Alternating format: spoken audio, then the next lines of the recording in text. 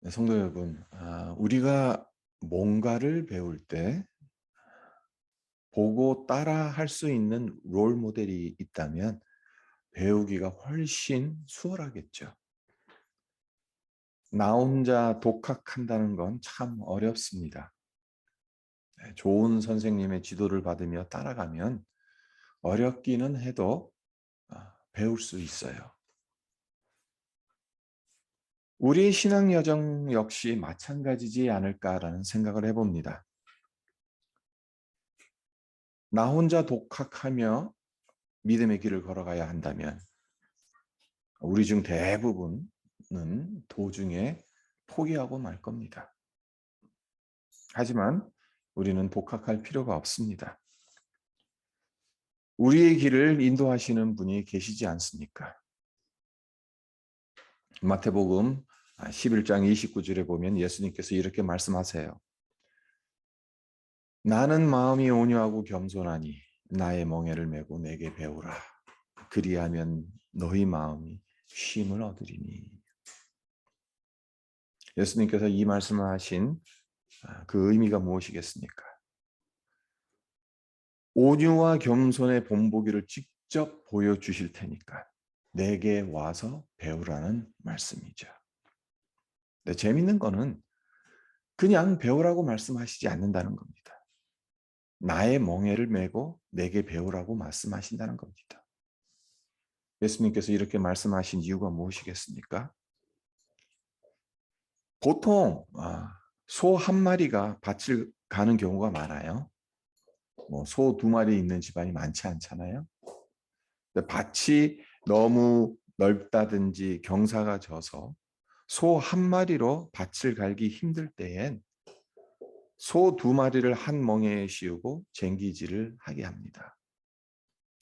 근데 이때 불분율이 하나 있어요. 지켜야 할 것이 있습니다. 그것이 뭔가 하면 힘이나 경험이 엇비슷한 소 두 마리를 멍에에 씌우지 않는다는 겁니다. 도시에 사는 우리 생각으론 그렇게 해야 힘의 밸런스를 맞춰서 쟁기질을 잘할 것 같잖아요. 하지만 그렇게 하면 자기들끼리 힘겨루기 하는 바람에 쟁기질을 제대로 못한다고 합니다.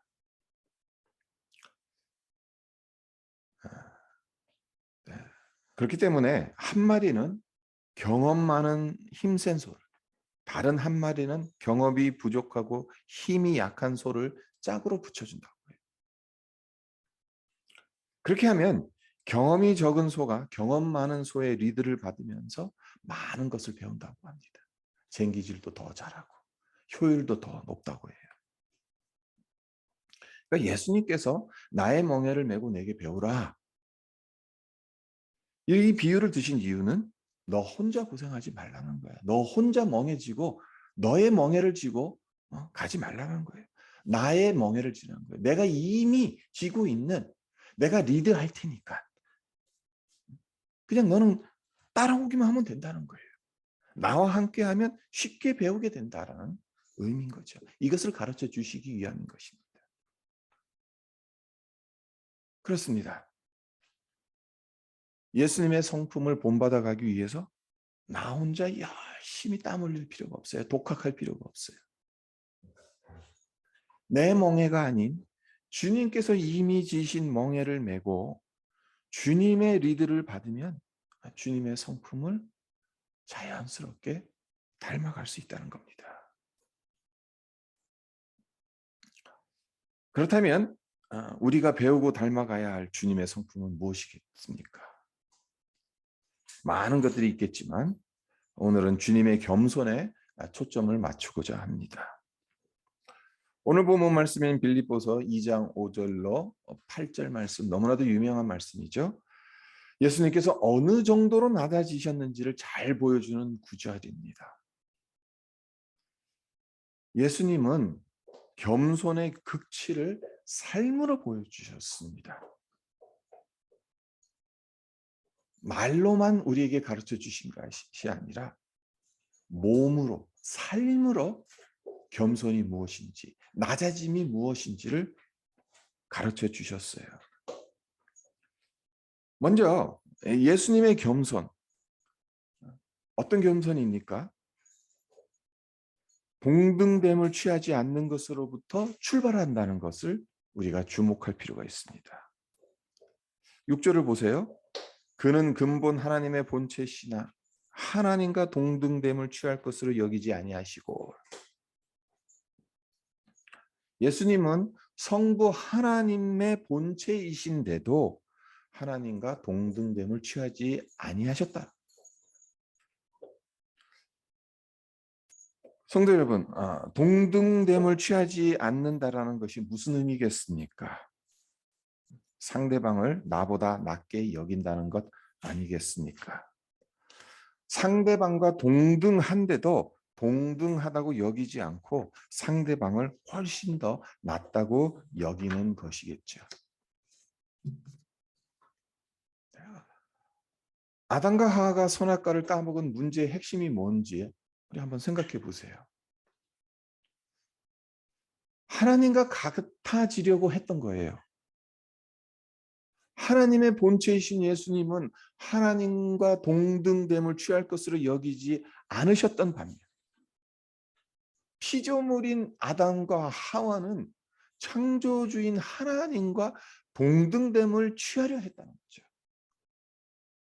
이거 따먹으면 하나님과 같이 눈이 밝아지게 된다 라고 유혹한 뱀의 말에 따라서 선악과를 따먹었다는 것은 아담과 하와에게 하나님 같이 되고 싶은 마음이 실제로 있었다는 겁니다. 그리고 우리 인간 안에는 아담과 하와의 이 피가 흐르고 있다는 겁니다. 그렇기 때문에 겸손은 우리 스스로의 힘으로는 넘을 수 없는 넘사벽과도 같은 문제라고 할 수 있습니다. 우리 피 속엔 교만이 흘러요. 우리에겐 하나님과 동등됨을 취하려고 하는 그 마음이 태어나면서부터 있어요. 그렇기 때문에 우리 스스로 그 무언가로 나를 겸손하게 한다? 사실 불가능에 가깝습니다. 이런 이유로 예수님의 겸손을 본받으려면 정말 필요한 것이 있습니다. 하나님 앞에서 죄인인 나를 인정하는 것입니다. 내 안에 교만의 피가 흐르고 있다는 사실을 인지하는 겁니다. 내가 누군지. 끄떡하면 하나님과 동등됨을 취하려고 그렇게 마음먹는 존재가 바로 나라는 것. 그래서 하나님 앞에 나와 무릎을 꿇어야 하는 거예요. 하나님께 하나님을 높이는 예배를 드리지 않는 한 우리는 겸손과는 거리가 먼 삶을 살 수밖에 없는 존재입니다.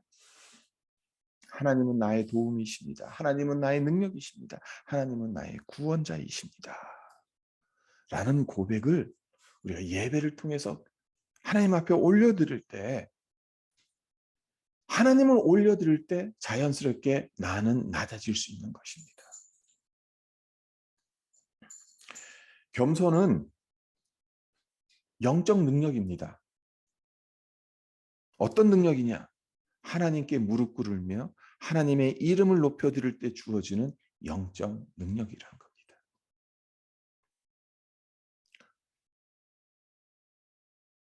우리가 하나님 앞에서 예수님의 겸손을 닮아갈 수 있는 그 비결, 하나님과 동등됨을 취하시지 않은 그 예수님의 그 겸손을 닮아갈 수 있는 그 비결, 첫 번째, 내가 누군지, 내 안에 흐르는 피가 어떤 피인지 그것을 제대로 인지하고 또 그것을 인정하라고 말씀을 드렸죠. 그리고 둘째로 예수님의 겸손에서 발견하게 되는 것이 무엇인가? 그것은 우리와 함께하는 따뜻함이다 라고 볼 수가 있습니다. 7절을 볼까요? 오히려 자기를 비워 종의 형체를 가지사 사람들과 같이 되셨고, 사람들과 같이 되셨다라고 합니다. 생각해 보세요. 어떻게 거룩하신 성자 하나님이 우리 인간과 함께 할 수 있겠습니까? 어떻게 죄와는 전혀 상관없으신 하나님의 아들이 죄 많은 우리와 함께 할 수 있겠어요? 말이 안 되는 거예요. 그렇지만 예수님은 인간의 몸을 입으시고 인간의 삶 속으로 들어오셔서 사람인 우리와 함께 해주셨습니다. 인간 위에 군림하시지 않았어요. 없인 여기시지도 않았어요. 가까이 하기엔 너무나도 영광스러운 분이신데도 불구하고 두려운 존재로 우리에게 오시지 않으셨어요. 우리에 있는 모습 그대로를 받아주시면서 우리와 함께 하실 수 있는 분으로 오셨습니다. 그것이 사람들과 같이 되셨고라는 의미입니다. 우리가 예수님께 배워야 할 겸손은 이런 겸손이라는 거죠.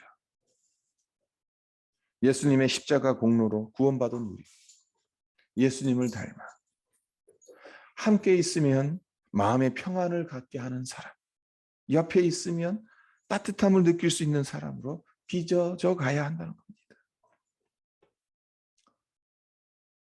제 자신을 스스로 평가했을 때 참 부족한 것들이 많습니다만은 그 중에서도 제가 제일 부족하다고 느끼는 게 뭐냐면요, 이 따뜻함이 부족하지 않나. 제 아내가 참 그런 말을 많이 해요. 저는 사오정과도 같다. 누가 말을 하면 자꾸 엉뚱한 대답을 한대요. 많은 남자들이 좀 사오정 같은 기질을 가지고는 있습니다만은 저는 조금 더 심한 것 같아요. 네, 성격적인 요소가 다분하겠죠. 천성이 그렇게 천성을 그렇게 가지고 태어났으니까 그렇겠습니다만은 예수님의 겸손을 제대로 배우지 못한 이유가 더 클 겁니다. 예수님처럼 사람을 긍휼히 여기는 그런 따뜻한 마음을 가질 수 있도록 성도 여러분, 저를 위해서 기도해 주시기 바랍니다. 저 역시 여러분들을 위해서 기도하겠습니다. 여러분을 따뜻하게 품어주는 사람, 여러분에게 평강을 가져다 주는 사람, 그러한 사람을 많이 만날 수 있기를 위해서 기도하겠습니다. 그리고 또한 여러분 때문에 많은 사람들이 행복하고 기쁨을 누리는 축복의 통로가 되시기를 위해서도 기도드리겠습니다. 네. 많은 사람들을 통해서 우리가 위로를 받아야 되고 따뜻함도 받아야 되고, 그러나 사실은 가장 궁극적으로 가장 중요한 것은 예수님께 그런 은혜를 받아야 되지 않겠습니까?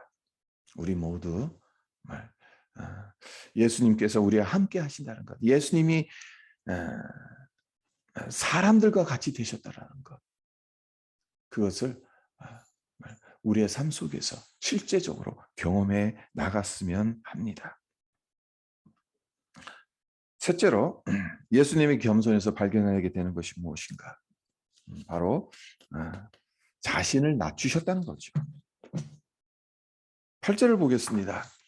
사람의 모양으로 나타나사 자기를 낮추시고 죽기까지 복종하셨으니 곧 십자가에 죽으심이라. 자기를 낮추셨다라고 사도 바울이 예수님에 대해서 말합니다. 이 땅의 모든 물은 궁극적으로 어디로 흘러가죠? 모든 계곡물, 시냇물, 강물은 어디로 흘러갑니까? 결국엔 바다로 흘러갑니다. 육지의 모든 물을 바다가 다 받아들일 수 있는 그 이유가 무엇이겠습니까? 어떻게 해서 바다가 육지의 모든 물을 다 수용할 수 있는 것이겠어요? 바다가 가장 낮기 때문에 그렇습니다. 그래서 그 말을 하잖아요. 해발 몇 메터다. 그러니까 바다의 수면이 기준점이 되는 거죠. 바다보다 낮은 땅은 흔치 않아요. 뭐 바다보다 해수면보다 낮은 땅이 있기는 합니다. 뭐 데스밸리도 그렇고 그리고 사해도 그렇고. 그러나 극히 드문 경우예요. 대부분의 경우는 어떻습니까? 해수면보다 땅이 높게 돼 있어요. 육지가 바다보다 낮으면 그냥 바닷물이 다 잠기겠죠. 근데 이것이 참 중요한 의미를 가지고 있죠. 가장 낮은 곳에 있기 때문에 세상의 모든 물을 수용할 수 있다는 겁니다. 바다가. 마태복음 20장 26절과 27절에서 예수님께서 이런 말씀을 하십니다. 너희 중에는 그렇지 않아야 하나니 너희 중에 누구든지 크고자 하는 자는 너희를 섬기는 자가 되고 너희 중에 누구든지 으뜸이 되고자 하는 자는 너희의 종이 되어야 하리라. 누가 지도자라고 예수님께서 말씀하고 있는 겁니까? 너희 중에 섬기는 자가 지도자다라고 말씀하고 있습니다. 가장 많이 낮추어서 종이 되는 자가 지도자라는 말씀을 하고 계십니다. 그러니까 지도자란 바다 같은 존재라는 거죠. 가장 낮은 곳에 있는. 근데 예수님께서 말씀만 하시지 않았어요. 직접 본이 되셔서 이렇게 사셨어요. 가장 낮은 곳에서. 그리고 우리 역시 그렇게 살라고 당부하십니다. 하나님께서 모세를 연단하시는 과정을 보세요. 하나님께서 어떻게 모세를 연단해 가십니까? 모세가 태어나서 40년 동안 어디서 자랐습니까? 왕궁에서 자랐죠. 바로의 딸에게 입양되어져서 왕자처럼 최고의 대우를 받으면서 살았습니다. 그랬던 모세가 광야로 쫓겨나죠. 근데 이것은 하나님께서 모세를 광야로 내보내신 겁니다. 광야 어떤 곳입니까? 광야는 더 이상 내려갈 곳이 없는 가장 낮은 곳입니다. 그곳은 사람들이 살 수가 없는 곳이에요. 그런 광야에서 하나님은 모세를 40년 동안 썩히셨어요. 40년 동안은 왕궁에서 바로의 왕궁에서 아주 화려하게 모든 대우를 가장 좋은 것들을 누리면서 살아갔지만 가장 높은 곳에 있었다면 그 처음 40년은 그리고 그 나머지 그 후에 40년은 더 이상 내려갈 곳이 없는 광야에서 가장 낮은 바닥에서 뒹굴게 하셨다는 겁니다. 그리고 그 40년이 지나니 하나님께서 모세를 이스라엘의 지도자로 세우셨죠. 그러니까 바로의 왕궁에서 잘 나갈 때 모든 사람들이 다 높여줄 때 하나님께서 그런 모세를 그때 사용하지 않으셨습니다. 광야로 내모셔서 40년 동안 뒹굴게 하셨어. 더 이상 낮아질 수 없는 자리에까지 낮아지게 하신 다음에서야 이스라엘의 지도자로 삼으셨다는 겁니다. 뭐 멀리까지 갈 것도 없어요. 우리가 중고등학교 시절에 즐겨보았던 뭐 무협지나 무술 영화 또 한번 생각해 보세요. 남자분들이라면 뭐 무협지 또 무술 영화 얼마나 많이 봤어요. 근데 무술을 배우겠다고 찾아온 제자를 사부가 어떤 식으로 대하죠? 대부분의 이 무술 영화나 무협지에 보면 처음부터 칼을 잡게 합니까? 아니죠. 청소를 시켜요. 빨래를 시켜요. 물 떠오는 걸 시킵니다. 설거지 시키고 온갖 허들의 일을 시켜요. 자, 제자 입장에선 지금 무술 배우러 왔어요. 무술 배우러 왔는데 무술은 가르쳐 주지 않고 쓸모없어 보이는 일만 시킵니다. 화딱지가 나겠죠. 내가 이거 배우려고, 내가 이거 하려고 여기까지 왔나. 그런데 사부 입장에서 왜 그렇게 하는 겁니까? 그 과정을 통해서 무술을 연마할 기초 체력을 키우고자 하는 목적도 있겠습니다만은 그거보다 더 큰 목적이 있는 거죠. 바로 겸손을 가르치는 겁니다.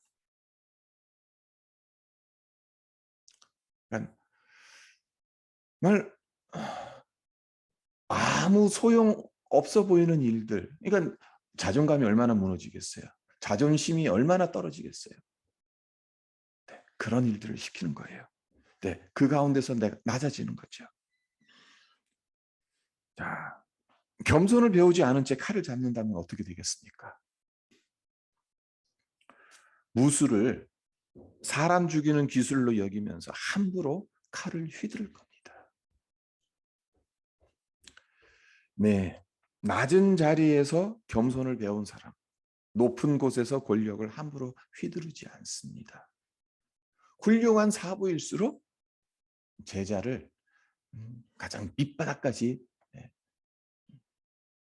내모는 겁니다. 마치 하나님께서 모세를 광야 한복판으로 내모셨던 것처럼.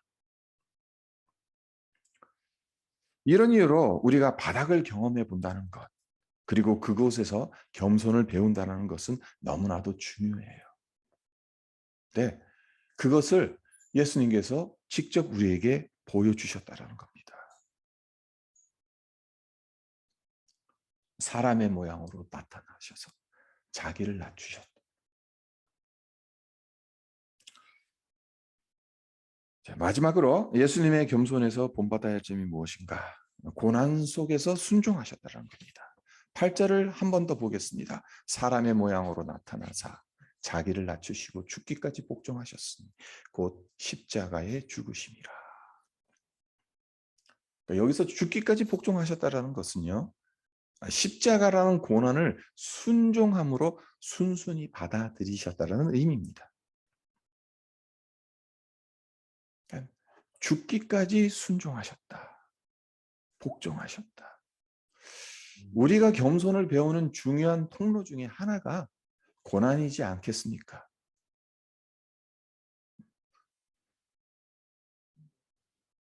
어려운 가운데서 내가 낮아지는 법을 배우는 겁니다. 네, 고난에 어떻게 반응하느냐는 매우 중요한 문제예요. 왜 그런가 하면요, 사탄이 원하는 것은 고난으로 인해 우리의 믿음이 흔들리고 우리의 신앙 인격이 망가지는 거예요. 고난 앞에서 우리의 심령이 원망과 불평과 분노로 채워지는 것을 사탄은 원해요. 근데 거기에 쏘가가지고 고난 당하면 어려운 가운데서 내 믿음이 자꾸 흔들리고 신앙 인격이 망가지고 원망, 불평, 분노로 우리의 심령을 채우고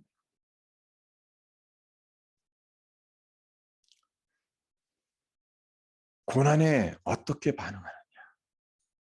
하나님께서 어떤 것을 바라십니까? 하나님께서 바라시는 것이 이런 것이 아니잖아요. 하나님께서 우리를 믿음의 사람으로 빚어가시기 위해서 고난을 허락하신 것 아니겠습니까?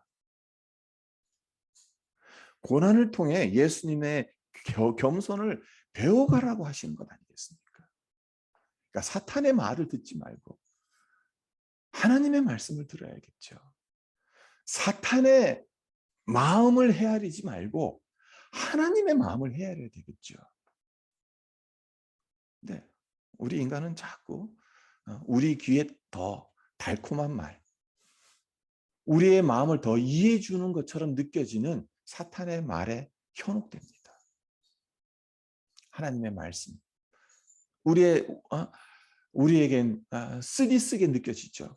고난이 하나님의 선하신 뜻을 가지고 있다고, 나를 연단하시는 하나님의 뜻이라고, 그게 어떻게 달콤하게 들립니까? 안 들립니다. 쓰디쓰게 들립니다. 그러나 그 말씀을 드려야 된다는 거예요. 성도 여러분, 고난은 고통스럽고 괴롭습니다. 그러나 그 가운데도 하나님의 선한 뜻이 있다는 것을 믿으시길 바랍니다. 나를 더욱 겸손한 사람으로, 성숙한 인격자로 만들어 가시는 하나님의 손길이라는 것을 믿으셨으면 좋겠습니다. 말씀을 정리하겠습니다. 예수님의 성품을 닮아간다는 것, 그 중에서도 특별히 겸손을 배운다는 것, 우리 혼자 힘으로 독학으로 할 수 있는 성질의 것이 아닙니다. 나의 멍에가 아닌 예수님의 멍에를 져야 하는 거예요. 예수님에게서 배워야 하는 거예요. 예수님의 리드를 받아야 하는 거예요. 그러니까 우리가 많이 실수하는 것 중에 하나가 자꾸 내 힘으로 하려고 하는 거죠. 내가 리드해서 내 힘으로 자꾸 뭔가를 이루어가려고 한다는 거예요. 신앙생활도 그렇고. 근데 예수님이 이끄시는 대로 내가 예수님의 이 멍에 함께 메어져 있으면 예수님이 이끄시는 대로 그냥 따라가면 되는 거예요. 내가 힘들일 필요가 없는 거죠. 예수님이 한 80%다 힘을 쓰시는 거예요. 나는 20% 그냥 따라 힘만 들이면 되는 건데 자꾸 내가 100%내 힘으로 하려고 하니까 힘이 드는 거고 고통스럽고 못하는 거죠. 포기하게 되죠. 네. 예수님이 우리에게 보여주신 겸손은 어떤 겸손이었습니까? 하나님과 본체이시지만 하나님과 동등함을 취하시지 않은 겸손이었습니다. 사람들과 같이 되셔서 사람들에게 긍휼의 마음을 나누시며 함께 하신 겸손이었습니다. 사람의 모양으로 나타나셔서 자기를 낮추신 겸손이었습니다. 십자가의 고난을 순종함으로 죽기까지 복종하신 겸손이었습니다. 이 겸손을 우리 힘으로 우리가 스스로 배워가지고 어떻게 할 수 있겠어요? 죽었다 깨나도 못하죠.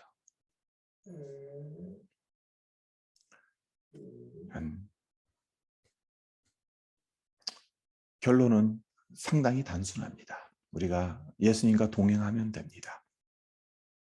예수님 이끄시는 대로 우리가 따라가면 됩니다. 네, 조건이 하나 있죠. 예수님 따라간다고 해서 저 뒤 멀리서 뒤따라가는 게 아니에요.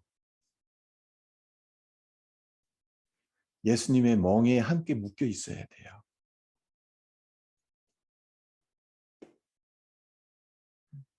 예수님 따라가니까 예수님 가니까 앞에 가니까 저도 뒤에서 따라가겠습니다. 그게 아니라 예수님과 보조를 맞추면서 그 멍에를 함께 쥐고 가야 한다는 겁니다. 그것이 우리에게 어떤 의미로 구체적으로 우리의 삶 속에서 어떻게 실현되어져야 할지는 기도하시면서 말씀 보시면서 찾아가야 되는 거예요. 내가 어떻게 해야 예수님의 멍에를 예수님과 함께 지면서 내가 리드하지 않고 예수님의 리드를 따라가서 살아갈 수 있을까? 기도하는 가운데 성령의 인도함을 받아야 되는 거겠죠. 그렇게 살아가면서 예수님의 겸손을 닮아가는 우리 모두가 되시기를 주님의 이름으로 축원드립니다. 네, 잠깐 기도하겠습니다. 하나님 아버지, 참 가장 높으신 분께서 가장 낮고 낮은 자리에까지 내려오신 사도 바울은 예수님의 어느 정도로 낮아지셨는지를 빌립보서 2장 5절로 8절에서 우리에게 분명하게 제시하고 있습니다. 그저 말로만 낮아지신 것이 아니라 실제 삶을 통해서 몸을 통해서 몸으로 그리고 죽기까지 복종하심으로 우리에게 낮아짐의 모본을 우리에게 직접 보여주셨습니다. 하나님, 우리 역시 그렇게 살아가야 하는 존재임을 우리가 잘 압니다마는 우리 혼자서의 힘으로는 불가능하다는 것 또한 잘 압니다. 네, 주님께서 이미 지신 그 멍에가 있지 않습니까? 주님께서 지신 십자가가 있지 않습니까? 하나님, 그것을 우리가 단순히 그것에 참여함으로, 동참함으로 주님의 리드를 받으면서 우리가 그 길을 걸어갈 수 있는 것 아니겠습니까? 하나님, 우리에게 지혜를 허락해 주십시오. 성령의 인도하심을 허락해 주셔서 정말 우리의 삶 속에서 구체적으로 주님의 멍에를 함께 지고 예수님에게서 이 겸손과 예수님의 성품을 어떻게 배워가야 할지를 하나님 구체적으로 가르쳐 주시고 우리의 삶 가운데서 그것을 실현해낼 수 있도록 도와주시옵소서. 감사드리며 예수님의 이름으로 기도합니다.